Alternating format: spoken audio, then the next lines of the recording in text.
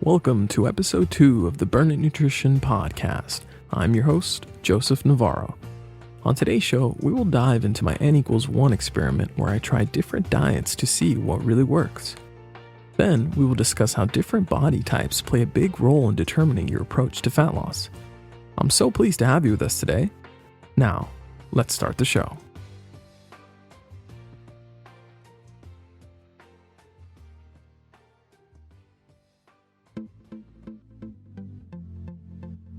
Burn it. You are not alone as you begin this new stage of life. Learn the strategic methods to reach your goals and flourish the light within. With our guidance, you will uncover the hidden truths that have been missing from your understanding. It's time to let it burn.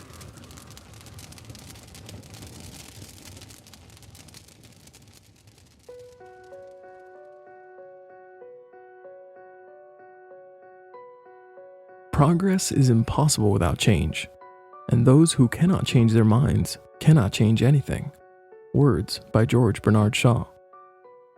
My friend, I want to acknowledge you for taking action, for taking this moment to better yourself. The journey ahead of you can be great.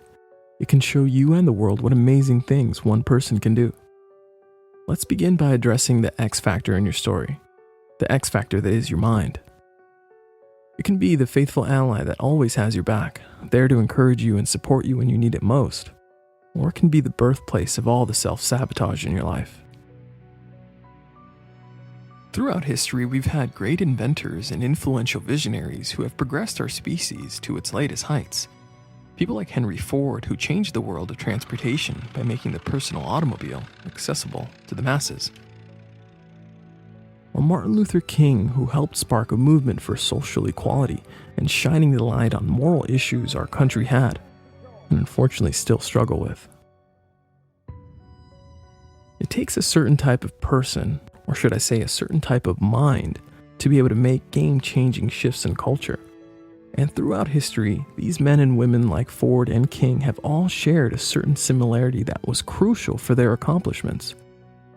They shared the ability to do great things with the help of the mental strength they built up. You see, when applied, your own mind has the power to help you change your own circumstance. But you have to be willing to learn your weaknesses, learn the key limiting factors that are holding you back, and find ways to surpass them. Take a moment to think back into your past struggles with weight loss. Are there any clear mistakes that jump out at you? Maybe it was a crash diet where you practically starved yourself all day. Or maybe you tried an array of different diet pills that made you feel awful. It's important to look back to see what hasn't worked for your body type and realize that maybe it's time to try something different. Sadly, many of us grew up with misguided information, especially about the truths behind healthy fats and the beneficial functions of cholesterol, as well as the disastrous effects of consuming high amounts of refined sugars. Today, we will dive into the real causes of weight gain, which should help straighten out some of those outdated theories. Learning of this rocked my world, but made my journey possible. My health truly improved when I accepted the science that began a mindset shift that revealed a missing factor that was holding me back.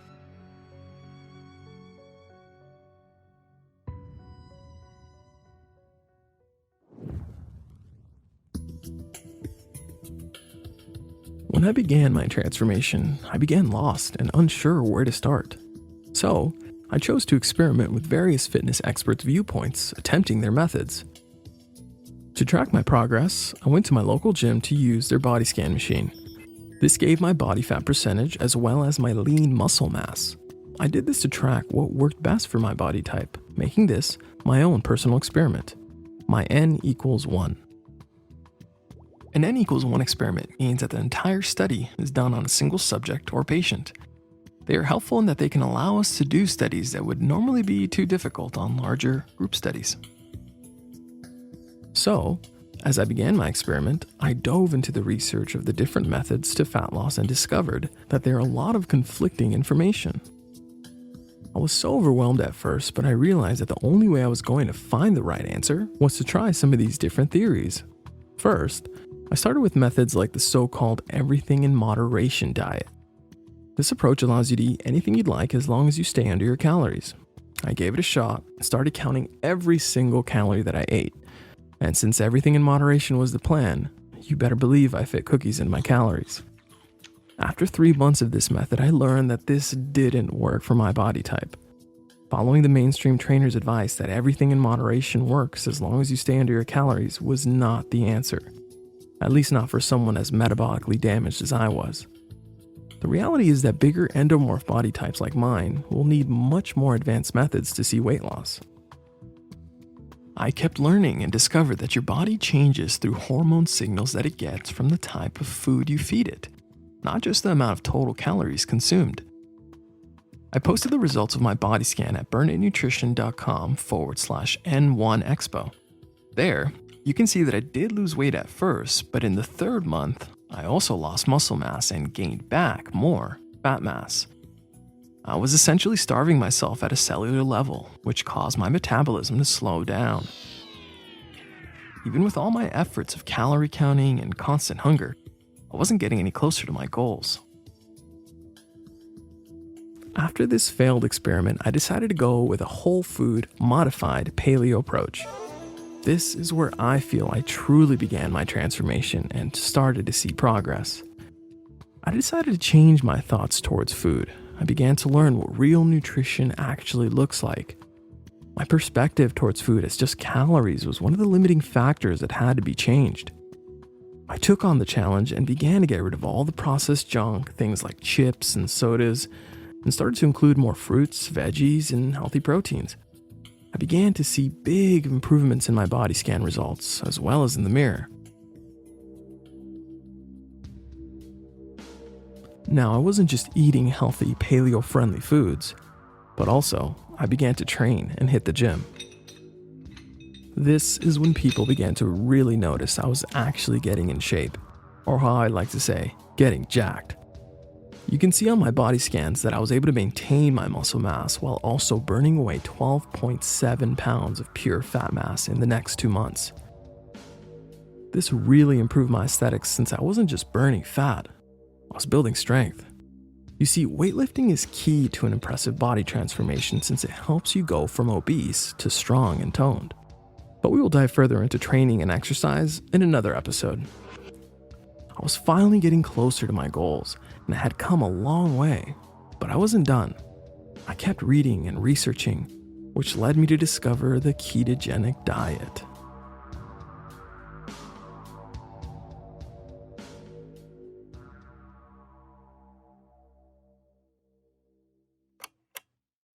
We have to make this light bulb work. We have to find the right filament. Is it working? How about now? Nothing? Ah.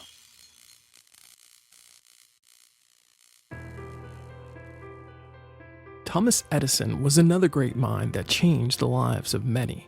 In search of a filament to improve the light bulb, him and his assistant spent countless hours trying 2,000 different materials. And even with all their efforts, nothing seemed to be working well.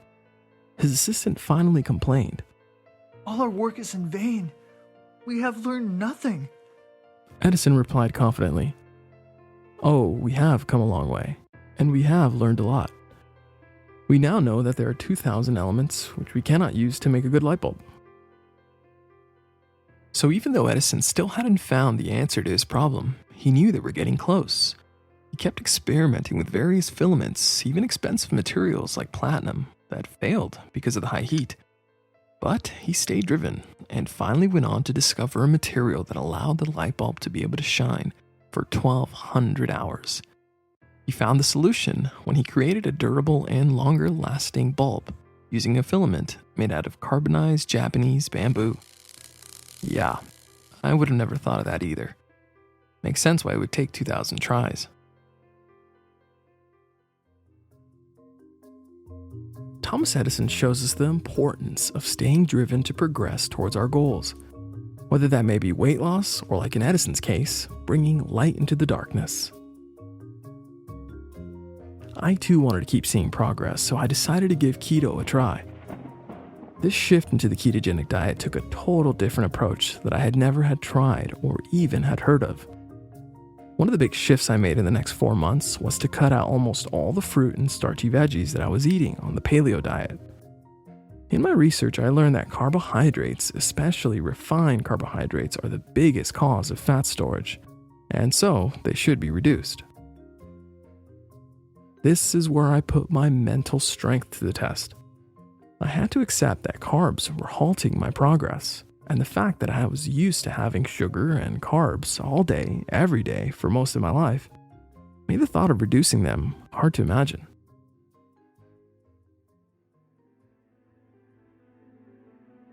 When I discovered the brain gets similar stimulation from sugar as it does from cocaine, helped explain why it's so hard to let go of a sugar addiction. At first, going keto was tough. I had to ask myself, how bad do I really want this? Am I willing to make the changes and start a life that goes against the grain? Am I okay with being the one who doesn't eat the same as everyone else? The answer was a clear yes. I wanted to be free of obesity, free of the control that food had on me. I wanted to keep improving myself, and I was willing to make the changes. And if others are willing to go under the knife and get serious surgeries like gastric bypass just to lose weight, then why couldn't I reduce my carbs? If it would help me reach my goals and upgrade my life, then I was willing to give keto a try. At this point of my journey, the true health improving benefits of the ketogenic diet hadn't even crossed my mind. But now, that's one of the main reasons why I love the keto lifestyle. When I first started, weight loss was all I cared about. But as I learned and evolved, overall health became just as important. It's funny how as you grow, you can look back and laugh at certain problems you used to focus on. And as you mature, you learn that some were not as big of a deal as your former self made them out to be.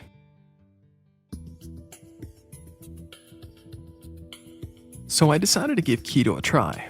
Now, what is keto? Keto is short for ketogenic. When you go keto, you reduce your carbohydrates low enough that you allow your body to shift engines, going from a toxic and insufficient sugar burner to a ketone-fueled fat-burning machine. It took some time to adjust, but after the first 2 weeks, I felt a shift in my metabolism that changed everything.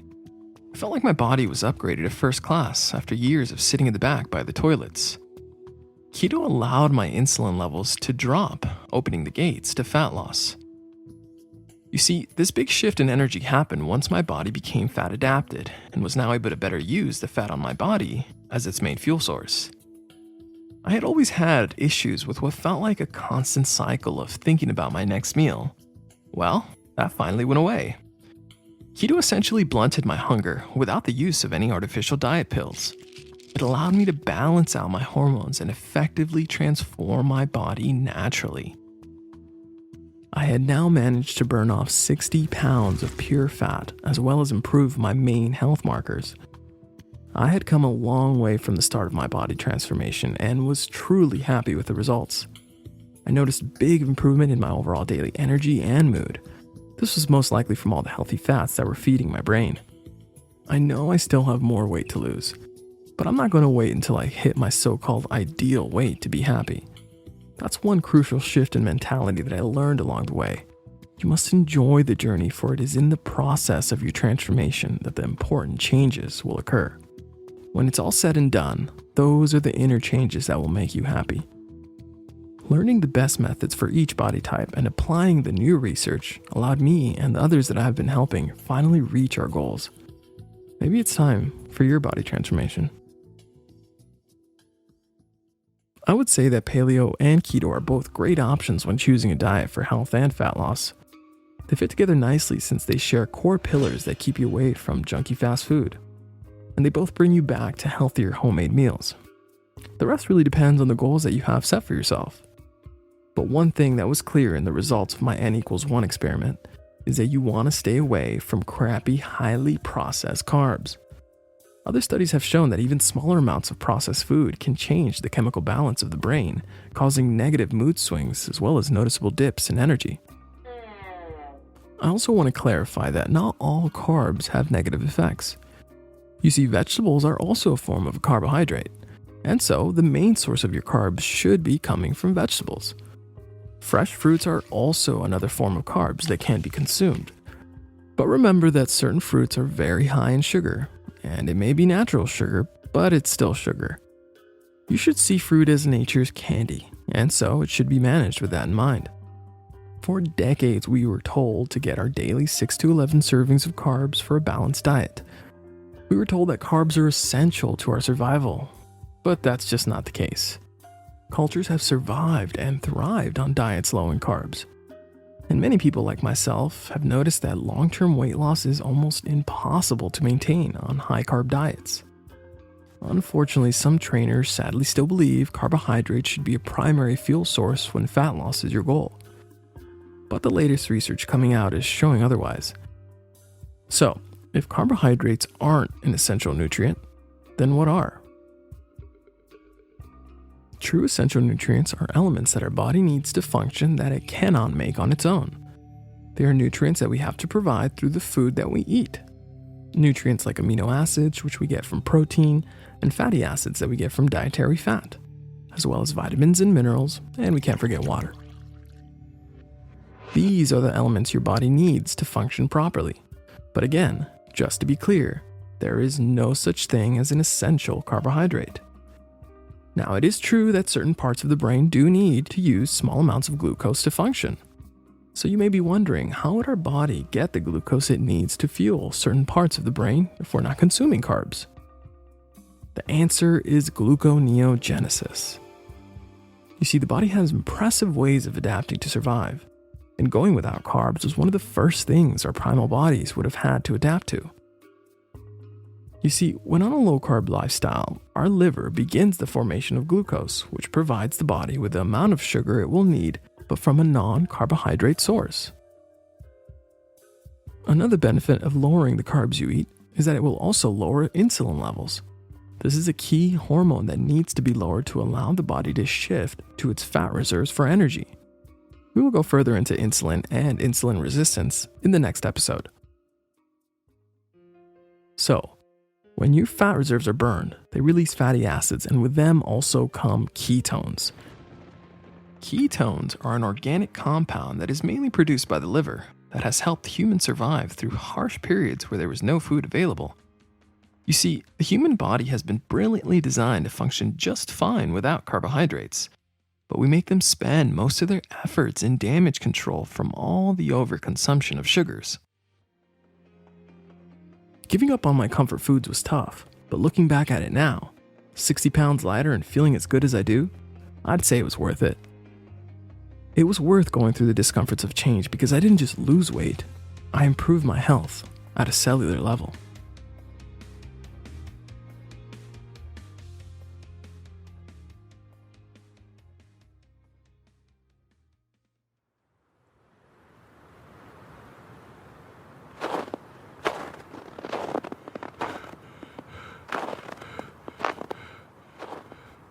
A few years ago, I got a few days to take a winter trip up to the mountains of Central California. We left from Los Angeles and drove up to the Mammoth Mountains for some fun on the slopes. I had the pleasure of staying at a friend's cabin, walking distance from the lifts. We made sure to wake up early, eager to start our day on the mountain.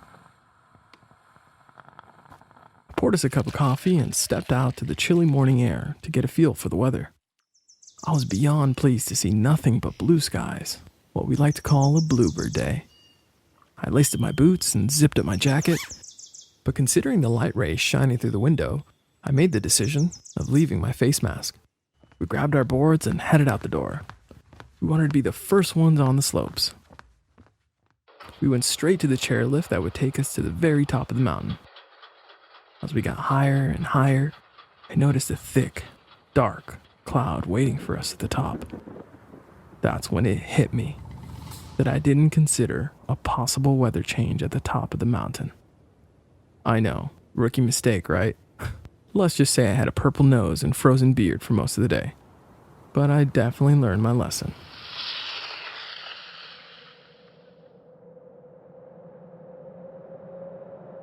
My mountaintop challenged me, but it doesn't compare to Sir Edmund Hillary's mountaintop.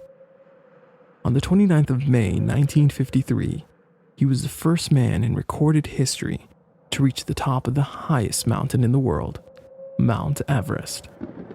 Except he didn't have a chairlift to take him to the top of the 29,000-foot summit. He climbed to the top of Everest on his own strength. He would go on to be knighted by Queen Elizabeth II for his great accomplishments and seen as a hero by his country. But we don't get the full story of his battle with this monster of a mountain from the end result. You see, he had attempted to climb up Everest a year before, but failed and was forced to give up and turn back. If he didn't, he would have surely died a bitter cold end on the tops of the world.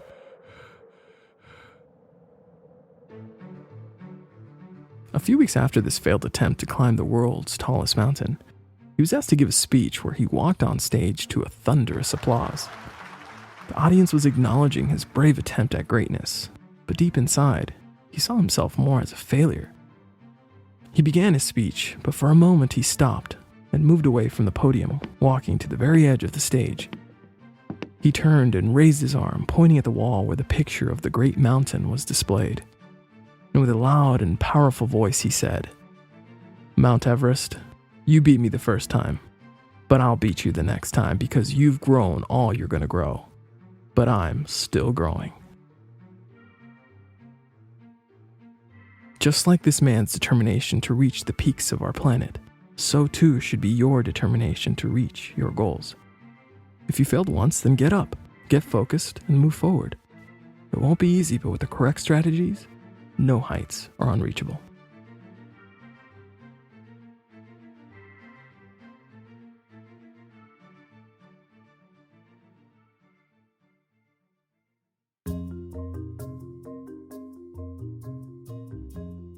It's important to learn that the body type you have plays a big factor in determining your approach to weight loss.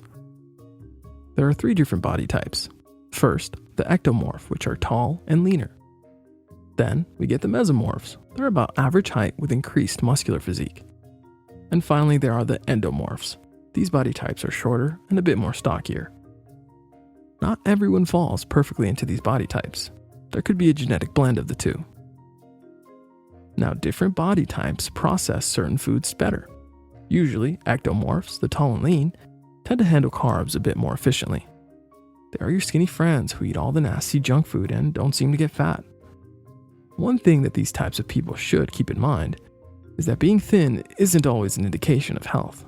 Unfortunately, there are several cases of thin people with issues like cancer and other serious diseases. Even though lean ectomorph body types don't put on weight easily, they will still be getting the negative effects from processed foods. They may not show obvious signs, usually because these types of people have stronger immune systems, which allow them to go on as if there are no ill effects. But if we look closer, their bodies are still having to fight all the negative effects that are caused by consuming processed and refined foods. And in time, it may catch up to them. Now, the stockier endomorph system generally function much better on a lower carb approach. This is because their metabolisms usually run at a lower rate, or they have developed insulin resistance due to years of lousy food choices and inactivity. I firmly believe that no matter the body type, no diet should encourage low-quality sources of carbohydrates, like processed junk that comes from a factory. So, differences in body type is why diet plans work for some and not for others. But don't think that you're stuck with no way to upgrade. It's definitely possible to improve yourself with the right methods and determination.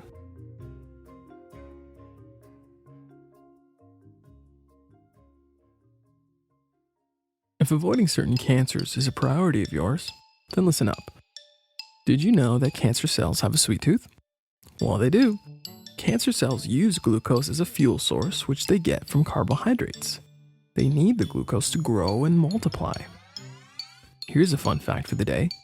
When a doctor runs an MRI scan to detect for any cancer cells, they inject the patient with tagged glucose.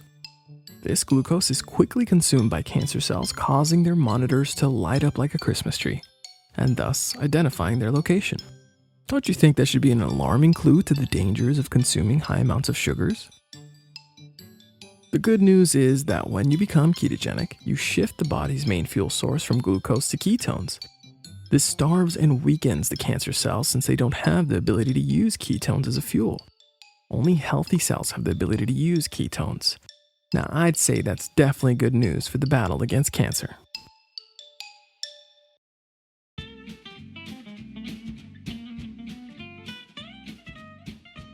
We have reached the segment of the show where we talk about some yummy options. So what's on the menu today? Today we will talk about other options for bread. Ooh. Trust me, I know the feeling of being on a low-carb lifestyle and seeing that bread basket come around. Bread has become a big part of our culture, and being fully honest, I would hate to go the rest of my life without it. But the reality is that the bread that we get in our grocery store is packed with sugar and gluten that can have some negative effects on our body.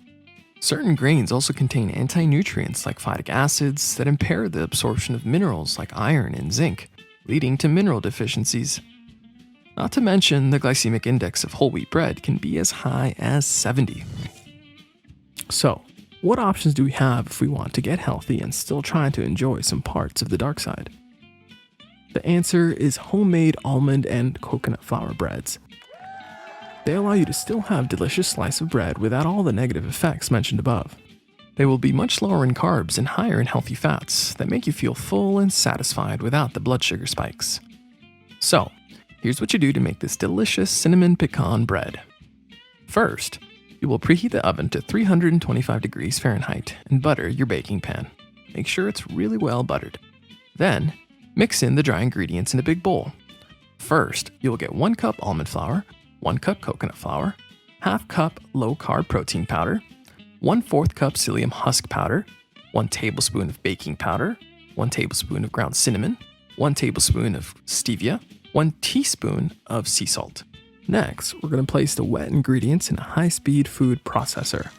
We're going to get 5 pastured eggs, 2 cups heavy cream, 6 tablespoons melted butter, 1 teaspoon pure vanilla extract, and we're going to blend for about 30 seconds. Next, you will add the dry mixture to the food processor. Best to do half at a time.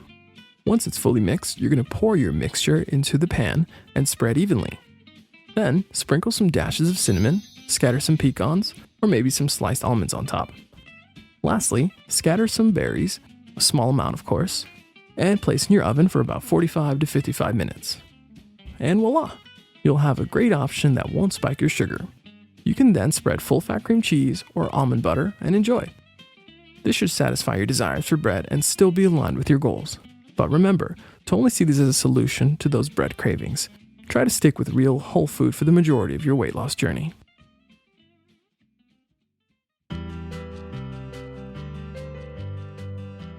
I hope you found some good takeaways from this episode of the Burn It Nutrition podcast.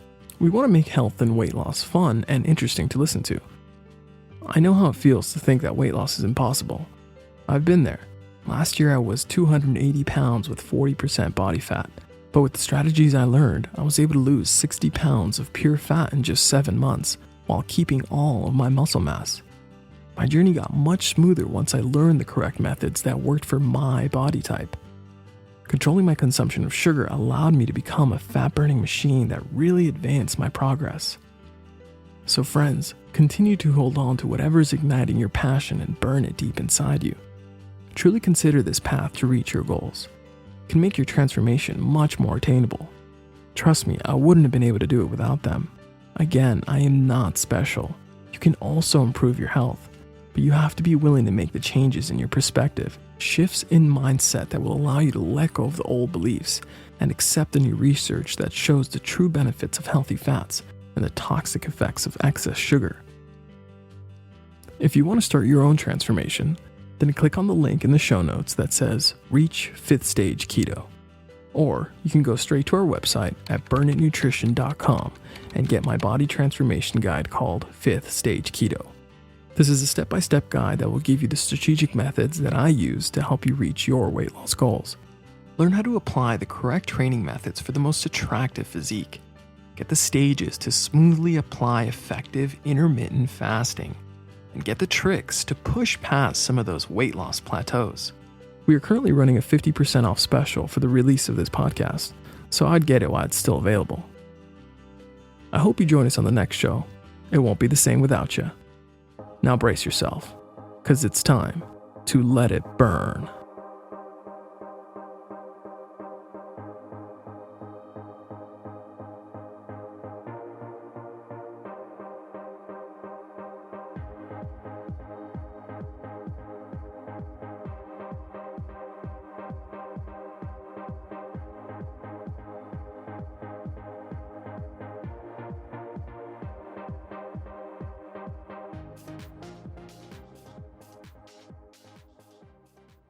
Please note that the Burn It Nutrition podcast is for educational purposes only and is not meant to substitute for the advice of a doctor. Please consult your GP before using any of the techniques or products discussed on